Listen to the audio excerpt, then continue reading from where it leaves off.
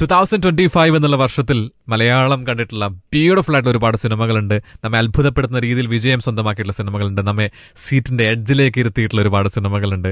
നമ്മുടെ ഹൃദയം കവർന്നിട്ടുള്ള സിനിമകളുണ്ട്. അക്കൂട്ടത്തിലേക്ക് back to back hit സിനിമകളുടെ ഭാഗമായിട്ട് വരുന്ന സിനിമകളിലേക്ക് റോന്ത് എന്നുള്ള സിനിമയും നമ്മൾ ഏറ്റെടുത്തിട്ടുള്ള സമയം കൂടിയാണ്. വളരെ ഇൻട്രസ്റ്റിംഗ് ആയിട്ടുള്ള ഒരു കഥ പറച്ചിൽ, ഒപ്പം തന്നെ പെർഫോമൻസ് കൊണ്ടും ഹൃദയം കീഴടക്കുന്നു.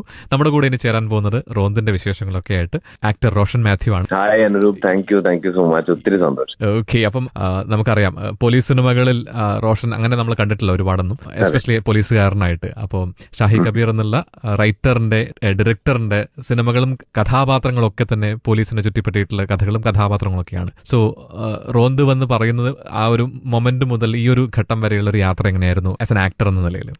ഞാൻ ഏറ്റവും കൂടുതൽ സമയം സഞ്ചരിച്ചിട്ടുള്ളത് ആക്ച്വലി ഈ സിനിമയുടെ കൂടെയാണ്. ഇതുവരെ ചെയ്തിട്ടുള്ള സിനിമകളെല്ലാം വെച്ച് നോക്കുമ്പോഴത്തേക്ക് ഒരു 2-2.5 വർഷം മുമ്പാണ് ഷാഹി എന്റെ അടുത്ത് ആദ്യമായിട്ട് റോന്തിന്റെ കഥ പറയുന്നത്. അത് കഴിഞ്ഞ് സ്ക്രിപ്റ്റിന്റെ ഒരു ഫസ്റ്റ് ഡ്രാഫ്റ്റ് വായിച്ചു കഴിഞ്ഞപ്പോൾ തന്നെ ഇമ്മീഡിയറ്റ്ലി ഞാൻ ഭയങ്കര എക്സൈറ്റഡ് ആയിട്ട് ഓൺ ബോർഡ് ആയ പടമാണ്. അത് കഴിഞ്ഞ് പിന്നെ ഞങ്ങൾക്ക് ഒരു സീരീസ് ഓഫ് പ്രശ്നങ്ങൾ ഉണ്ടായി. പല ഘട്ടങ്ങളിലും ഇനി ഈ സിനിമ നടക്കില്ല, അല്ലെങ്കിൽ ഇപ്പൊ എന്തായാലും നടക്കില്ല, അങ്ങനെ ഇത് പുഷായി പോയി. ഒരു പോയിന്റ് കഴിഞ്ഞപ്പോൾ ഞങ്ങൾ എല്ലാവരും കൂടി തീരുമാനിച്ചു ഇനിയിപ്പോ എങ്ങനെയായാലും ഈ സിനിമ ചെയ്യാം, ഇത് എങ്ങനെയെങ്കിലും ഒക്കെ ഇത് നടത്തിയെടുത്തിട്ടേ ഇനി മറ്റൊരു പ്രോജക്റ്റിലേക്ക് കയറുന്നുള്ളൂ എന്നുള്ള രീതിയിൽ. അപ്പൊ ഞാൻ മലയാളത്തിലും മറ്റു സിനിമകളെല്ലാം ഇനി റോന്ത് കഴിഞ്ഞിട്ട് ചെയ്താൽ മതി എന്നുള്ളൊരു തീരുമാനം എടുത്തു.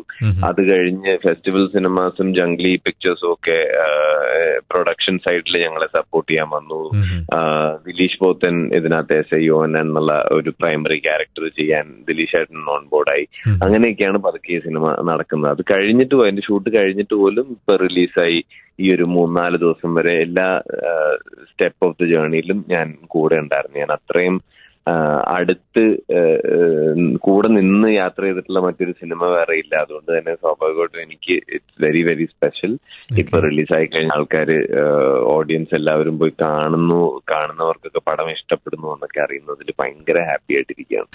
അപ്രീസിയേഷൻ നിലയിലോ അല്ലെങ്കിൽ അഭിപ്രായ നിലയിലോ ഒക്കെ തന്നെ റോഷന്റെ അടുത്തേക്ക് വരുന്ന കോളുകളിൽ റോഷൻ കോമൺ ആയിട്ട് കാണുന്ന ഒരു എലമെന്റ് എന്താണ്? എനിക്ക് ആക്ച്വലി ഇതിനകത്ത് ഏറ്റവും ജനറൽ ഒരു ഓഡിയൻസിൽ, അതായത് മറ്റു വേർതിരിവുകളൊന്നും ഇല്ലാതെ ജനറൽ ഒരു ഓഡിയൻസിൽ എല്ലാവർക്കും ഇഷ്ടപ്പെടുന്ന ഒരു സിനിമയായിട്ടാണ് ഇപ്പൊ റോന്ത് നിൽക്കുന്നത്.